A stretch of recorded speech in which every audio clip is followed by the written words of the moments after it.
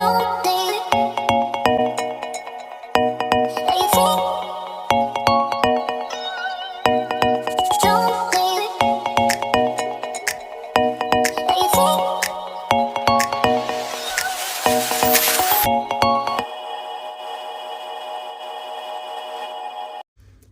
Guys, कैसे हैं आप सभी। मैं हूं कमल और मैं हूँ पूजा। और आज आप लोगों के लिए लेकर आए हैं एक नया ब्लॉग। तो आप सभी का हमारे चैनल में स्वागत है। आज की इस नए ब्लॉग में हम लोग जाने वाले हैं खंडगिरी एंड उदयगिरी। तो चलिए देरी ना करते हुए उधर पहुंचते हैं और बहुत सारा मजा करते हैं।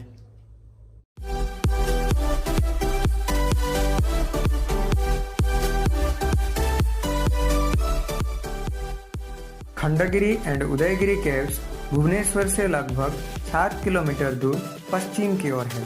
खंडगिरी स्क्वायर से यह बहुत नज़दीक है। यहाँ तक पहुँचने के लिए आप अपने स्कूटी, बाइक या फिर यहाँ की auto, Ola, Uber, private cab and bus service भी ले सकते हैं। पार्किंग में गाड़ी पार्क करने का कुछ पार्किंग फीस लिया जाता है। स्कूटी और बाइक के लिए 20 रुपया एज पार्किंग फीस लेते हैं। खंडगिरी एंड उदयगिरी दोनों बिल्कुल एक दूसरे के सामने हैं। उदयगिरी के अंदर जाने के लिए 25 रुपया पर पर्सन करके टिकट करना पड़ता है। वहीं खंडगिरी के लिए कोई भी चार्जेस नहीं लगती है। खंडगिरी और उदयगिरी की गुफाएं महामेघवाहन वंश के राजा सम्राट खारवेला के द्वारा 2nd सेंचुरी बीसी के दौरान बनाए गए थे।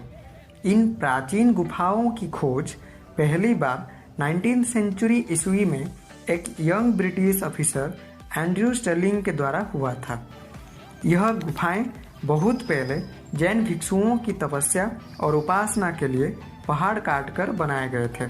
आज के टाइम पे खंडगिरी में कुल 15 केव्स मौजूद हैं, तो उदयगिरी में टोटल हैं 18 केव्स।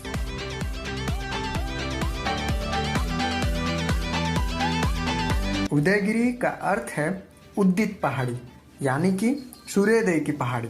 यहाँ पर अंदर आते ही साइड में आपको केव्स के बारे में उड़िया, हिंदी एंड इंग्लिश में लिखा हुआ कुछ इन्फॉर्मेशन मिल जाएगी। पहाड़ काटकर ये जो गुफाएं बनाए गए हैं, इन स्ट्रक्चर्स को मोनोलिथिक स्ट्रक्चर्स कहा जाता है। उदयगिरी में मौजूद 18 केव्स में से सबसे पहला केव है रानी गुफा, जो कि सारे गुफाओं में से सबसे बड़ी और लोकप्रिय गुफा है। रानी गुफा 2 मंजिला है। इसकी लोअर फ्लोर में 7 एंट्रेंस है और अपर फ्लोर में 9 कॉलम्स है। इस गुफा में बहुत सी प्राचीन सुंदर मूर्तियाँ स्थापित हैं, जिसमें द्वारपाल की मूर्ति, राजा रानी, उनकी दासियाँ, म्यूजिशियंस भी शामिल हैं।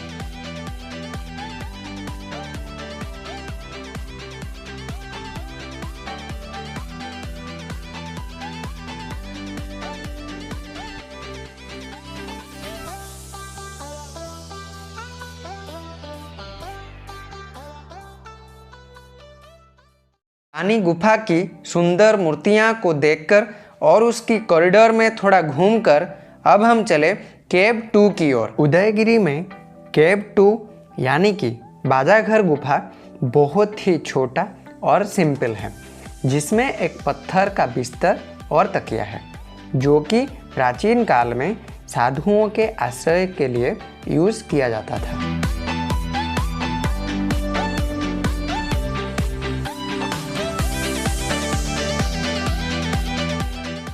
यह है केव नंबर 3, छोटा हाथी गुफा। इस गुफा में 6 छोटे हाथियों की मूर्ति है और एक रक्षक की भी स्टैचू है।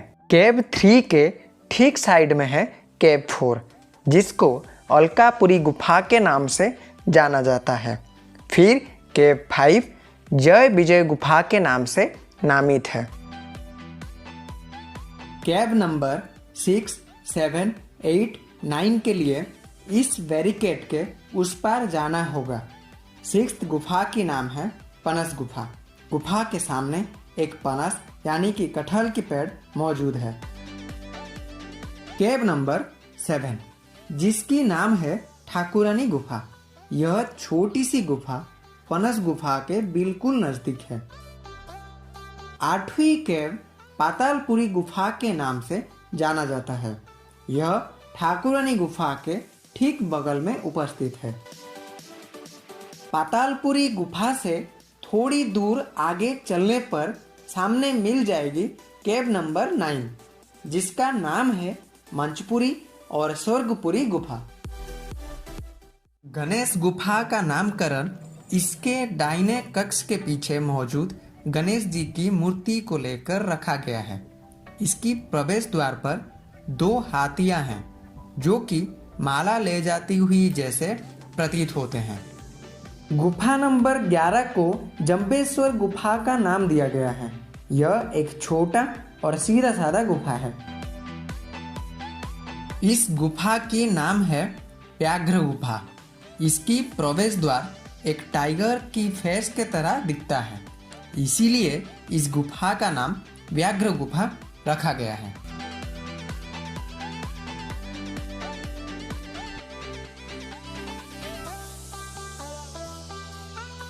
केव नंबर 13 यानी कि सर्प गुफा, यह व्याघ्र गुफा के ठीक बगल में उपस्थित है।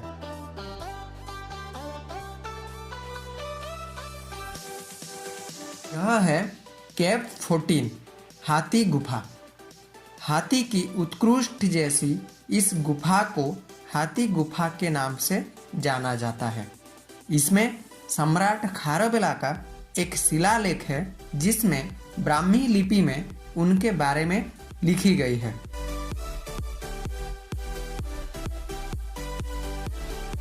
केव नंबर 15, इसका नाम है धनगर गुफा। यह गुफा हाथी गुफा के ठीक लेफ्ट में है। उदयगिरी में केव नंबर 16 यानी कि हरिदास गुफा, केव नंबर 17 जो कि जगन्नाथ गुफा के नाम से जाना जाता है, और फिर केव नंबर 18 जो कि रसोई गुफा के नाम से नामित है। यह 3 छोटे छोटे गुफा एक साथ मौजूद है।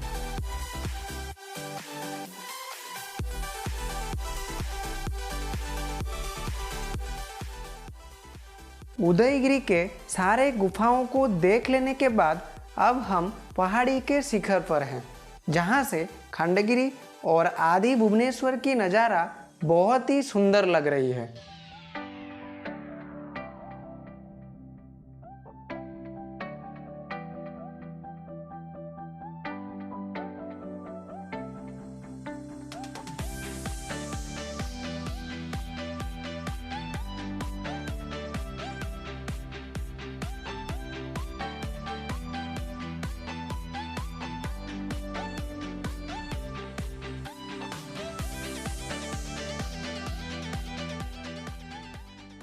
तो दोस्तों यहाँ पे हमारा उदयगिरी का सारा गुफा घूमना ख़त्म हो चुका है। अभी हम लोग खंडगिरी के तरफ जाएंगे, तो बने रहिए ब्लॉग के साथ और चलिए खंडगिरी घूमते हैं और वहाँ पे मज़ा करते हैं और वहाँ का सारा गुफा हम लोग विज़िट करते हैं। चलिए।